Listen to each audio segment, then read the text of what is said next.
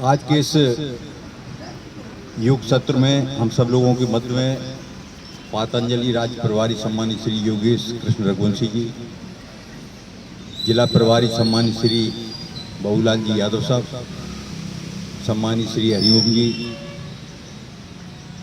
और यहाँ पर उपस्थित सभी साधकगण। जैसा कि विदित है कि अनेक वर्षों से पातंजलि योग पीठ के द्वारा माननीय बाबूलाल जी यादव जी के द्वारा, रघुवंशी जी के माध्यम के द्वारा यहाँ पर कॉलेज के इस बगीचे वाले प्रांगण में, कॉलेज के बाहर यहाँ पर बड़े रमणीय की स्थिति में यहाँ पर योगासन सब साधकों को कराया जाता है। और अनेक वर्षों से, एक दशक से भी ज़्यादा लंबे समय से ये प्रक्रिया प्रारंभ हुई है और उस प्रक्रिया के माध्यम से एक एक व्यक्ति तक योग का लाभ भी पहुंचाया जा रहा है, योग का महत्व भी पहुंचाया जा रहा है। मैं पातंजलि परिवार से पिछले 10-15 वर्षों से जुड़ा हुआ हूं। अनेक योग सत्र वगैरह, योग शिविर वगैरह प्रारंभ हुए थे। उसमें बीजेपी जिलाध्यक्ष होने के दौरान भी माननीय बाबूलाल जी यादव साहब के द्वारा, राज्य प्रभारी श्री रघुवंशी जी के द्वारा और उनके साथियों के द्वारा दीप प्रज्वलित कर उद्घाटन हेतु भी बार बार आमंत्रित मुझे किया जाता रहा। तो इस परिवार से मैं बहुत पहले से योग साधना के माध्यम से भी जुड़ा हूँ, भावनात्मक रूप से भी जुड़ा हूँ और जब भी उनके कार्यक्रम हुए हैं उनके मुख्य कार्यक्रमों में शामिल हुआ हूँ, चाहे वो मीटिंग रही हो, चाहे हम सभी के मार्गदर्शक बाबा रामदेव जी भी पधारे, उस समय भी से लेकर के उनके हर मुख्य कार्यक्रम में मुझे आमंत्रित भी किया गया और परिवार के नाते में, सदस्य के नाते भी उपस्थित हुआ। मैं सर्वप्रथम, आप ये योग की गंगा को बहा रहे हैं, आप सभी मार्गदर्शक हमारे बाबूलाल जी, रघुवंशी जी और जो हरिओम जी और इस काम में जो लगे हुए हैं, उन सबको मैं धन्यवाद देता हूँ, साधुवाद देता हूँ। अभी सब लोगों की राय भी जानी गई। सचिन यादव जी ने भी बड़ा सुंदर भजन प्रस्तुत किया और सभी साधकों ने अपनी राय व्यक्त की। तो इस योग कक्षा में या योग शिविर में निरोगी लोग तो आते ही हैं और जिन्हें जो अस्वस्थ हैं वो तो आना चाहिए, तो जो अस्वस्थ आएंगे वो स्वस्थ हो जाएंगे और स्वस्थ लोग जो हैं उनके लिए ये पुरस्कार रहेगा, वो कभी अस्वस्थ नहीं हो पाएंगे। तो ये जीवन में स्वस्थ लोगों के लिए और ज़्यादा जरूरी है और अस्वस्थ जो आते हैं उनकी बीमारियाँ वगैरह और जो किसी प्रकार की कष्ट उनको आते हैं वो सब दूर हो ही जाते हैं और निरंतर हो रहे हैं। इस बात का प्रमाण भी अनेक हमारे सामने हैं, एक एक व्यक्ति उसका प्रमाण है।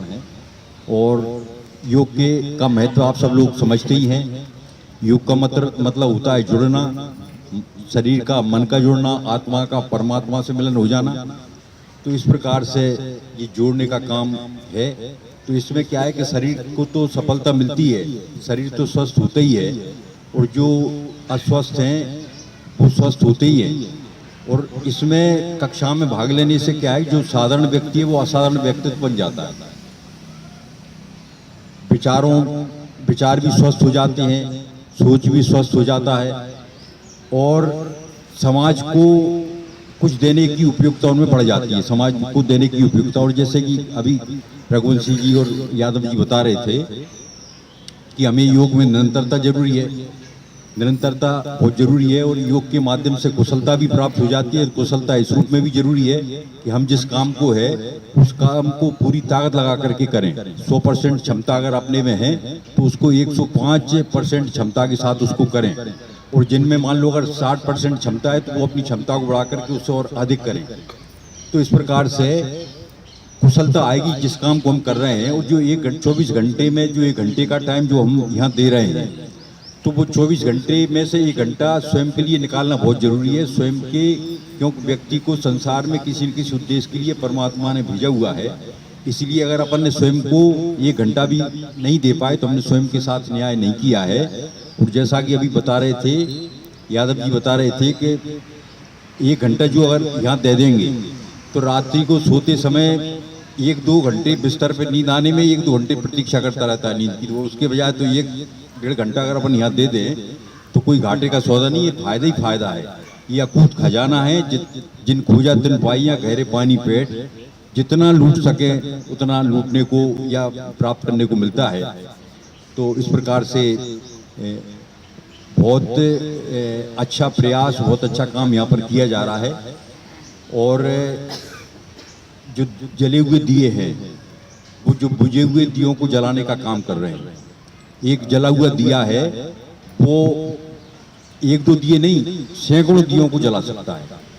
तो हमारे यहाँ पर जो जो साधक लोग बैठे हैं, जैसे वहाँ हरिद्वार में रामदेव जी महाराज जी के सानिध्य में इन्होंने प्राप्त किया, उसका अनुसरण किया, योग विद्या का लाभ प्राप्त किया और वो एक जलती हुई दिए के रूप में यहाँ हम लोगों के बीच में आए।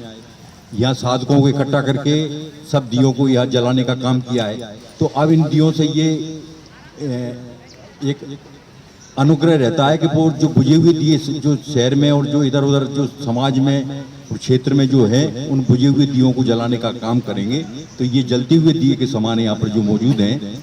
और एक और संक्षिप्त सुझाव ये है कि यहाँ पर शास्त्री पार्क में तो योग कक्षा प्रारंभ हो चुकी है या वहाँ पर किया जाता है, परंतु शहर के चारों कोनों में और भी अगर उसकी ब्रांचें अगर बढ़ जाएंगी तो शहर को उससे अधिक से अधिक लाभ मिलेगा। और उसके लिए मैं अनुरोध कर, शहरवासियों की ऐसी भावना भी है, वो चाहते हैं कि एक सिरे वाला आदमी दूसरे सिरे पर नहीं पहुंच पाता। तो अगर शहर में अगर कुछ ब्रांचेज या केंद्र और कुछ बढ़ जाएंगे तो शहरवासियों को उसका ज़्यादा से ज़्यादा लाभ मिलेगा।